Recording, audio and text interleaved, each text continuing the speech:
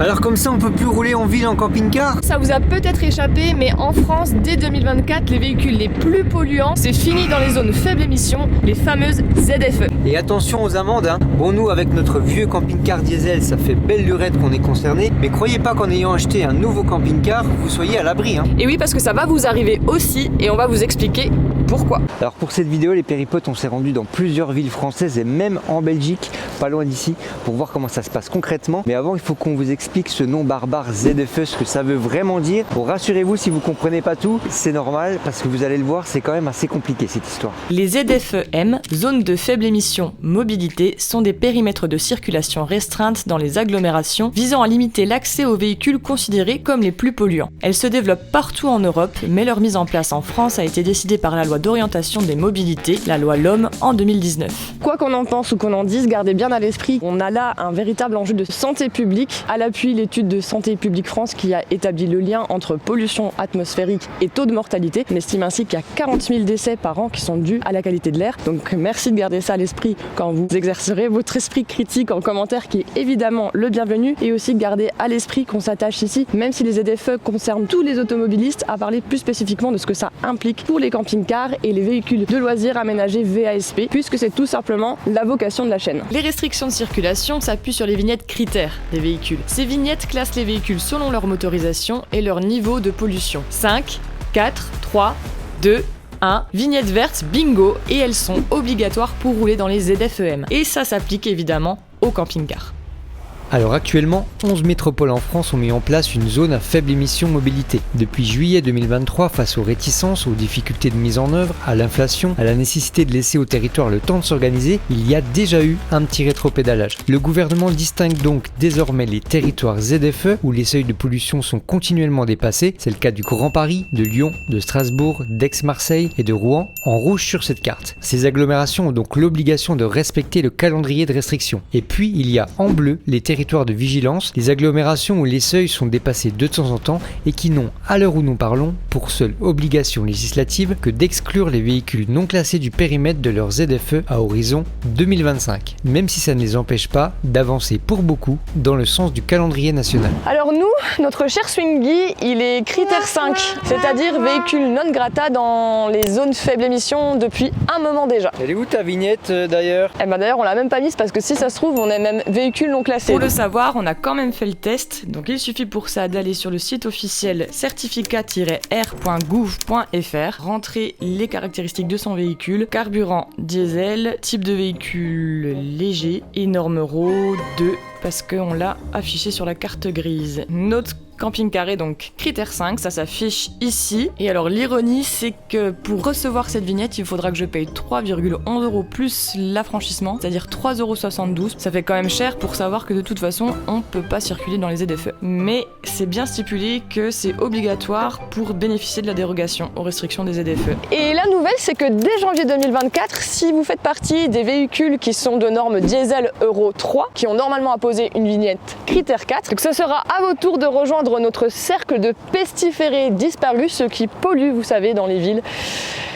On n'est pas parfait, on sait bien. Ensuite, vous l'avez compris, dès 2025, ça sera aux véhicules de norme Euro 4, donc c'est-à-dire les critères 3, de rejoindre les véhicules qui ne sont pas désirés dans les zones faible émission. Et si la grande majorité des camping-cars immatriculés depuis 2011 sont de normes Euro 5 et 6, ils ont donc une vignette critère 2 affichée sur leur pare-brise et peuvent donc circuler dans les ZFE. Ne croyez pas pour autant que vous êtes à l'abri, parce que dans les faits, dès 2028, vous serez concerné avec l'interdiction des véhicules diesel dans les ZFE. Les camping-cars étant massivement de motorisation diesel. Alors qu'est-ce que ça veut dire en pratique d'être interdit des centres-villes et d'être rejeté comme ça, comme un petit Calimero? Oh là là là là, c'est vraiment trop injuste. Ça, on est bien placé pour vous en parler puisque ça fait quand même quelques années qu'on est concerné. On a pris soin jusqu'à maintenant d'éviter un maximum ces zones, mais en pratique c'est plus compliqué qu'il n'y paraît. Même s'il y a quand même des solutions, on va vous en parler, pour visiter ces centres-villes. Mais de toute façon, ça sera de plus en plus compliqué et on va vous expliquer aussi pourquoi. Prenons l'exemple de la métropole de Lyon, un territoire territoire ZFE, qui doit donc respecter le calendrier de restriction. Le territoire concerné, c'est Lyon, Caluire, une partie de Villeurbanne, Vénissieux et Bron. Comme le veut la règle, seuls les véhicules estampillés vert critère 1 et critère 2 pourront circuler dans cette ZFE à partir de 2025. Et Lyon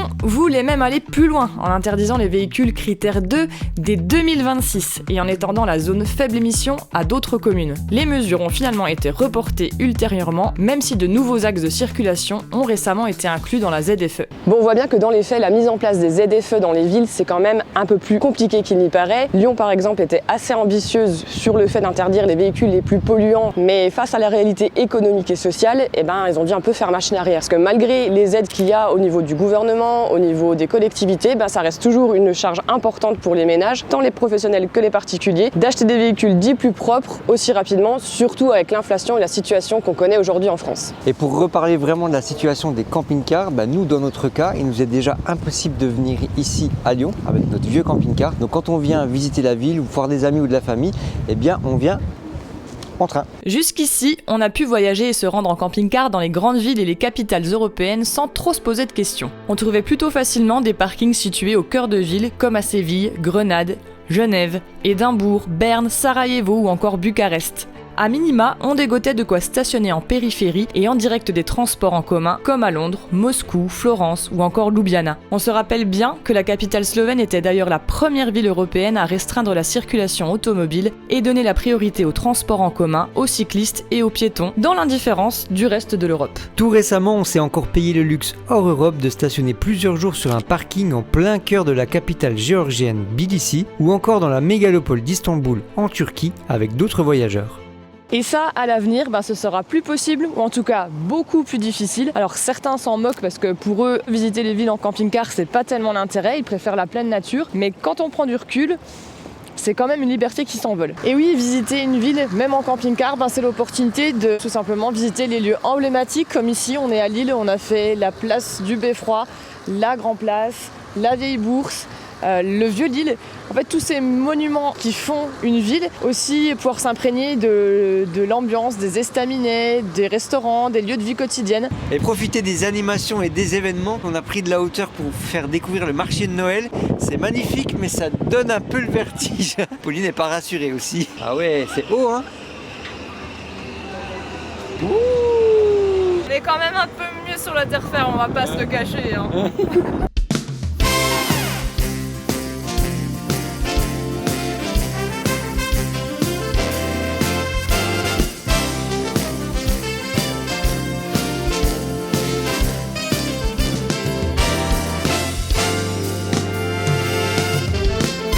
Au fait, si vous êtes toujours à la recherche d'idées de cadeaux pour Noël, faites plaisir aux péripotes avec nos goodies made in France, des verres à bière ou à vin, des mugs, des décapsuleurs, des stickers, des sacs en tissu ou encore notre nouveau calendrier photo 2024. Découvrez-les en cliquant sur la fiche qui apparaît ici. Vous faites un tour juste en dessous dans la description de cette vidéo. Alors comment on fait pour visiter les villes en camping-car aujourd'hui et demain? On fait comme on a fait jusqu'à présent, c'est-à-dire qu'on se gare en extérieur. Alors quand c'est possible, quand il y a par exemple des campings ou des aires de stationnement ou des aires de service pour camping-car. Et aussi ce qu'on peut faire, c'est se garer sur les parkings relais comme l'a fait ce van là derrière nous. Et pour rejoindre les centres-villes, on peut prendre les transports en commun.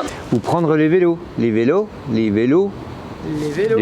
L'avantage sur ces P+R, c'est que c'est des formules assez attractives. Souvent le parking est gratuit, on a simplement à payer le coût des transports, donc c'est quand même assez économique. Le problème c'est que les P+R, c'est bien souvent pas très accessible pour les camping-cars parce qu'on a souvent des portiques ou des barres de hauteur qui limitent, comme ici, à 2,20 m. Donc seul ce van, comme l'a montré Simon, peut avoir accès à ce parking relais. Par exemple, nous, on pourrait pas parce que notre hauteur de camping-car, elle est à 2,80 m. Il faut donc chercher les parkings relais qui sont accessibles et ça, c'est un vrai casse-tête. Surtout que les horaires ne permettent pas de rester une nuit, encore moins plusieurs jours. Enfin, ça dépend lesquels. Là, on peut voir par exemple que le parking, il est accessible 24 heures sur 24, 7 jours sur 7. C'est déjà pas mal. Et puis, c'est sans compter aussi la saturation des parkings relais avec le développement justement des ZFE.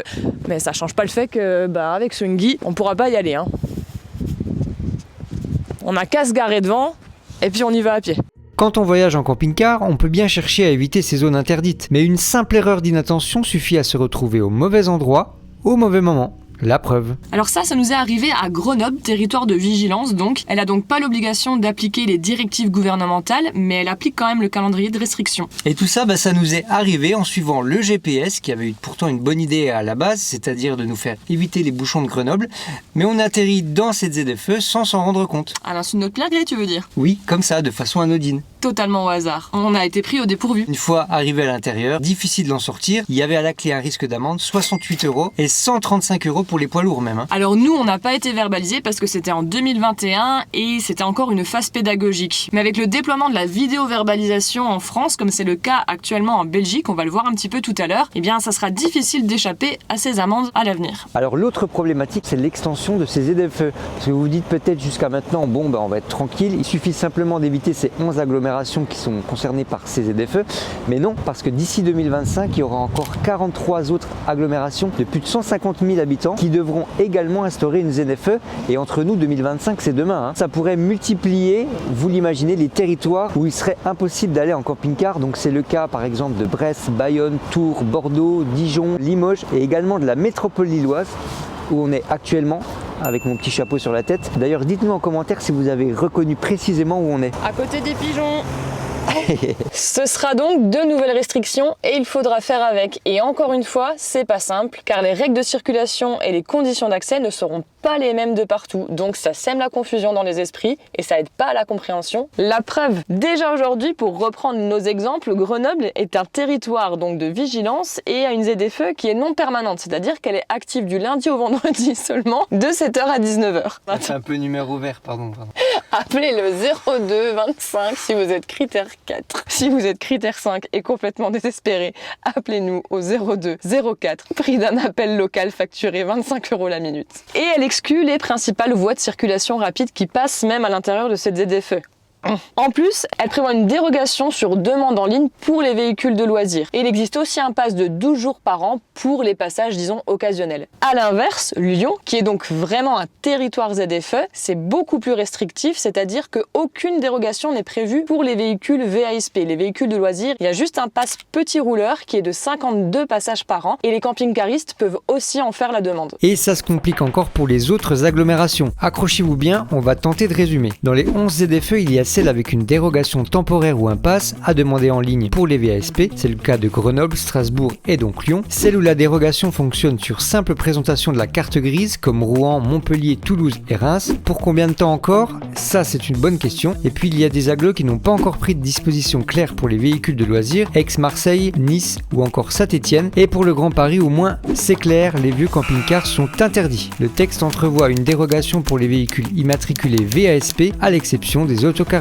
Et en Belgique, alors comment ça se passe? Eh bien, avant de tout vous raconter, je vais vous montrer comment on fait pour sécuriser notre connexion internet quand on se connecte dans des lieux publics, comme ici, là on est dans un bar-restaurant. On utilise NordVPN, qui est le sponsor de cette vidéo et qui soutient la chaîne régulièrement. Regardez comment ça se passe, c'est assez simple. Je prends le Wi-Fi du bar qui est ici, je vais aller me connecter sur NordVPN et choisir un VPN, celui en France par exemple. Voilà, et je peux donc aller sur internet pour consulter des articles, nos comptes de messagerie, nos comptes bancaires, nos comptes de réseaux sociaux. Donc un VPN, ça vous permet de sécuriser votre connexion internet, vous protéger des pirates informatiques, mais ça vous permet aussi de contourner les géorestrictions qu'il peut y avoir dans certains pays. Par exemple, ici en Belgique, on ne peut pas consulter les replays de France Télévisions. Alors pour contourner ça, je me connecte sur un VPN français et si je retourne sur la page, j'actualise.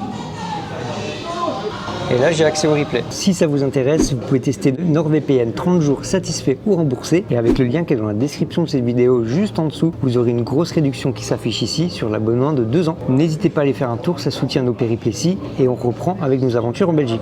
Eh bien, la Belgique dispose d'un concept similaire qui est baptisé zone basse émission. Ici, on l'appelle LEZ pour Low Emission Zone. En Wallonie, la région francophone, un calendrier a été mis en place pour interdire progressivement des véhicules avec certains types de motorisation sur le territoire à partir de 2025.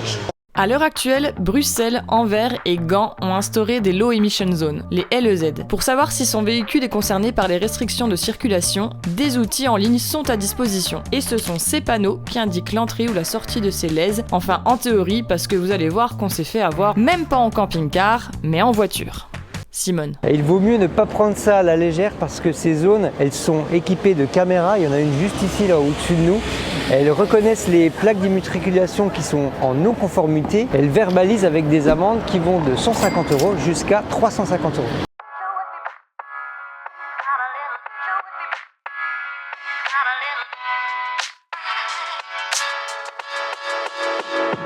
Alors ici à Bruxelles, le territoire de la LEZ s'étend sur toute la région de Bruxelles-Capitale qui comporte 19 communes. Le ring, lui, n'est pas concerné, ainsi que certaines routes d'accès qui donnent à certains parkings de transit. Alors on vous conseille, si vous voulez visiter Bruxelles et puis toutes les autres grandes villes belges, de vous garer à la limite de la LEZ sur des parkings relais, des P+R, et de venir ensuite au centre-ville en tram. Nous, c'est ce qu'on a fait pour visiter la capitale belge, et comme ça vous évitera de payer un pass à la journée qui coûte 35 €. Et sinon, en cas d'oubli, il est possible de le faire de manière rétroactive dans les 24 heures qui suivent votre passage.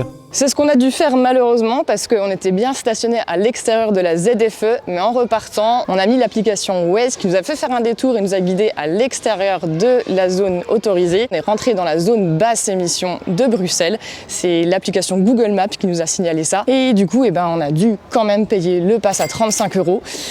Vraiment mauvaise opération. Bien joué les péripotes. La bonne nouvelle, c'est que les camping-cars, enfin les motorhomes, font partie des véhicules qui peuvent obtenir une dérogation sur le territoire bruxellois sans acheter un pass. Cette dérogation est valable 5 ans, mais elle doit être demandée en remplissant un formulaire en ligne et vous allez voir que c'est quand même assez long de l'obtenir. Et alors qu'on préparait cette vidéo, figurez-vous qu'on a reçu un message de Sébastien, instigateur de Camping Bruxelles, un projet test d'air pour camping-car et fourgons aménagés, étonnamment situé dans le périmètre de la zone basse émission. Et Pauline en a profité pour lui poser quelques questions. On est sur 1500 mètres carrés, on a 24 emplacements. Malheureusement, il n'y a pas de service parce qu'on est sur le métro, c'est compliqué pour les travaux et en plus, je suis en occupation temporaire. Les investissements ne peuvent pas vraiment se faire là. Mais c'est une période de test qui est intéressante parce que ça permet aux gens de venir et de pouvoir visiter Bruxelles. Enfin, parce que Bruxelles a été boudée pendant plusieurs années à cause de ce manque d'infrastructures. Le sujet de notre vidéo, c'est le développement des ZFE et qui rendent justement les agglomérations et les cœurs de ville beaucoup moins accessibles. Est-ce que ça met une difficulté supplémentaire pour faire ce genre d'infrastructure ? À Bruxelles, c'est, je dirais, controversé. Le fait est que ça existe. Actuellement, on est dans la zone de low emission zone. Dès que vous rentrez à Bruxelles, votre plaque est scannée, en fait, est filmée, photographiée. Vous n'y échappez pas. Ce qui est très curieux, c'est que tous les camping-cars ont droit à une dérogation, quelle que soit leur plaque d'immatriculation, leur âge. Vous pouvez entrer en camping-car. Donc ça, c'est bien. Petit problème, c'est que cette dérogation est automatique pour les plaques immatriculées en Belgique. Il faut s'enregistrer si on n'est pas immatriculé en Belgique et donc elle est quasi automatique et instantanée quand vous venez de l'étranger si vous avez un véhicule récent. Mais si vous avez un véhicule un peu plus âgé, vous avez droit à cette dérogation, mais il faut la demander et vous la recevez au bout de 1 mois, 2 mois. Donc les gens qui réservent évidemment chez nous, ils sont à 4 jours d'arrivée ou la veille ou l'avant-veille, donc ça ne va pas. Donc les gens attendent cette dérogation. Il y a des personnes âgées, tout doit se faire sur le téléphone. Il faut prendre en photo sa carte grise, sa plaque d'immatriculation. C'est compliqué. Il y a tout un nombre d'usagers qui malheureusement n'a pas accès à Bruxelles à cause de ça, alors qu'ils y ont droit. Mais c'est un problème. Malheureusement, c'est un problème de plus pour l'accueil. Et on parle de projet pilote parce que c'est une phase de test pour rendre cette aire vraiment pérenne. Mais malheureusement, on devra trouver un autre endroit parce que là où on est, ça va devenir un parc probablement. Nous, on travaille sur la solution maintenant pérenne. On a quand même plus de 3000 camping-cars qui sont passés en 2 ans.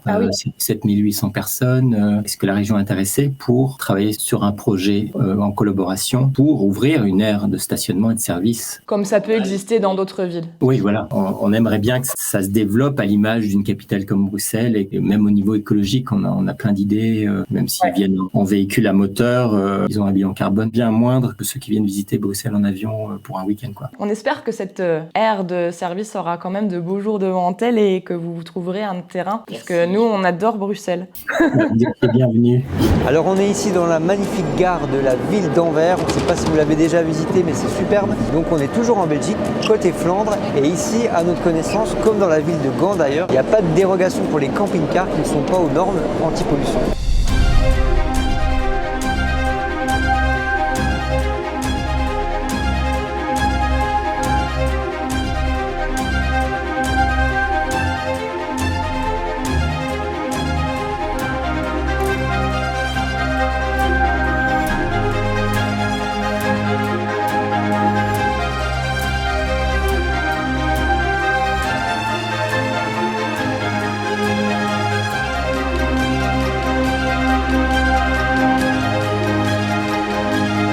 Alors seule solution pour visiter la belle ville d'Anvers, se garer à l'extérieur de la ville dans les parkings relais, À condition de trouver bien sûr des parkings sans barre de hauteur et non couverts pour qu'ils soient accessibles en camping-car comme celui-ci, mais il n'était pas facile à trouver.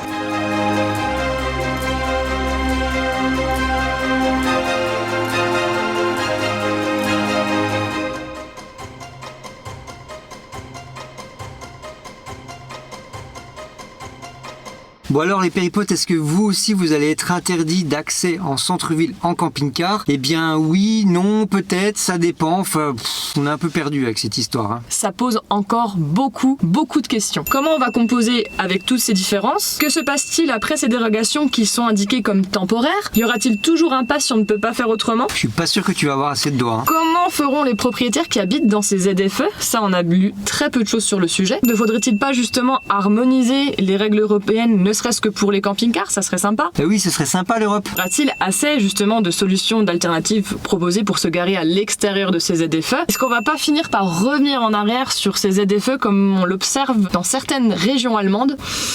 Alors avec toutes ces interdictions plus le prix du diesel, on se demande si c'est quand même pas la fin des véhicules de loisirs. Et pour savoir si ça vaut le coup ou non encore d'acheter un camping-car aujourd'hui, eh bien cliquez ici sur Pauline, on vous donne notre avis. Ah bon voyageur. Salut.